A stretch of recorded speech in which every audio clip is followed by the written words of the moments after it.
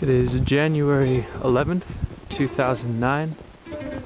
I'm in the town of Covert, New York, about 12 miles north and slightly west of Ithaca, New York, on a 6-acre parcel, working on pruning and improvements in these woods. You can see they're dominated by a lot of white pine and Scotch pine. This was a project I did a little ways back where I pruned out all the dead branches in this area. And today we're going to take a tour of a project I've been working on for a few hours and discuss the idea of pruning to make small pathways through the woods and give you features and access and all the sorts of things you'd like to have, maybe. So I'll be starting that up again in a minute. This was an existing pathway kind of heading north and a little west, about the center of the property, of the 6-acre woodland area. The other day, you can see before the snows that came last night, I went through all these Scotch pine and pruned out lower dead branches, as well as opening up the form of the canopy a little bit, give them more light. And what I've done is I've taken all of those prunings and put them basically around the trees, making sure they're not touching the trees, because otherwise that would promote rot, but creating kind of like a garden bed that can be planted into in the next, let's say, 4 or 5 years. Let this rot down for a while. And I'm thinking there might be pawpaws, perhaps some hardy kiwis, and slowly but surely I can prune out some more of these branches to let more light into here. But what we're going to be looking at today is something that I saw when I first came out this morning around 10 o'clock, which was an interesting start of a pathway that looked like the deer had been taking, that bring you into an area which I think is all red cedar.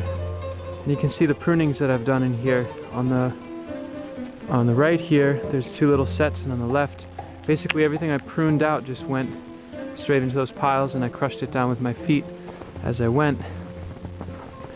There's a nice Rosa rugosa, I think that's what it is, that I'd like to have be an archway over this eventually. But it brings the person through the woods on this little side trail that can bring you under these beautiful trees that you can see in here. I've been taking all the lower dead branches off of these as well. And this is a work in progress. It's going to take a while. You can see there's a tremendous amount of dead branches up as you go higher. But as I open it up, I can start climbing in there and actually clearing out more material. Let me take you on a better tour of this without all the jabbering.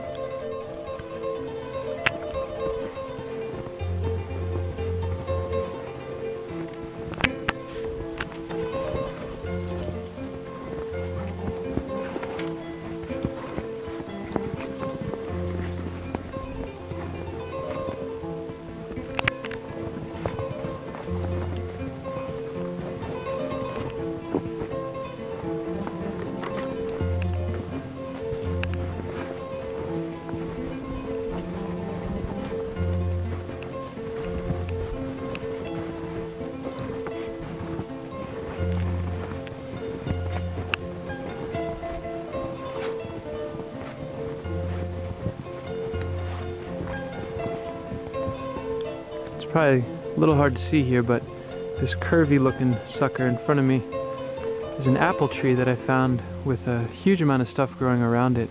So I spent some time, you can see little stems and sticks all around it that I pruned back, and I left all the prunings right around the apple tree as kind of like a mulch layer. Some of these I pruned at like a foot, 2 to 3 feet, somewhere in there, with the idea that hopefully they'll throw new growth in the spring and provide an extra layer of protection from sun hitting the new opening that just was created today. It's a really interestingly shaped apple tree, and it's going to take some pruning, but for now I just want to see how it responds to the new light. And again, this is these little kind of secret pathways.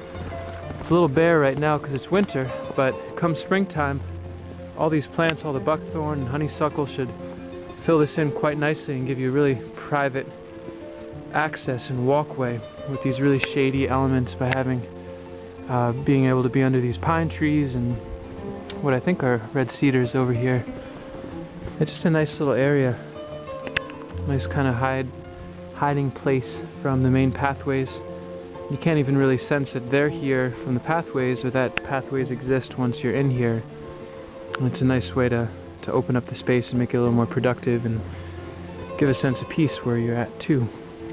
Eventually, I'll continue this pathway through here to meet up with that white ash tree, and then probably tuck off to the right to the next set of ash trees down the way. And this you can get a sense of what it looked like when I first walked into the area. Very overgrown with honeysuckle and buckthorn and young ash trees coming up.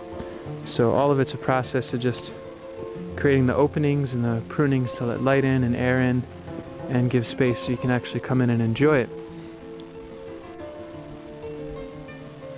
Just a quick side note. You can see this is the pathway here. I'm actually looking south and a little east now.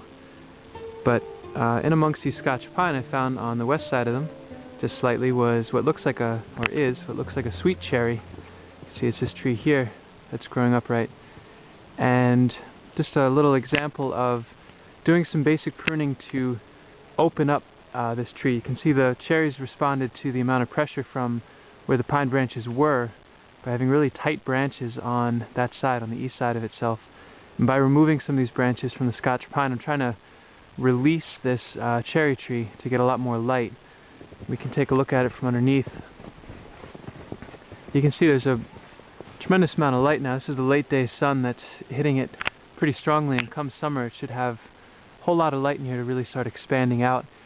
And then in the years to come, you know, year 2, year 3, and 4, I can continue to prune out more of these branches to give it even more light and hopefully promote some really good lower branching. So I might be able to get in there and pick some of these cherries by hand. I'm not sure what the quality will be on this. I've only just discovered this one, but even if I don't get access to it, this is going to be great wildlife food, and it's a very healthy looking tree. So it was worth the extra time getting some of this competition out of its way. All of the work you've seen today has been made possible by these 3 things. Pretty easy, pretty cheap.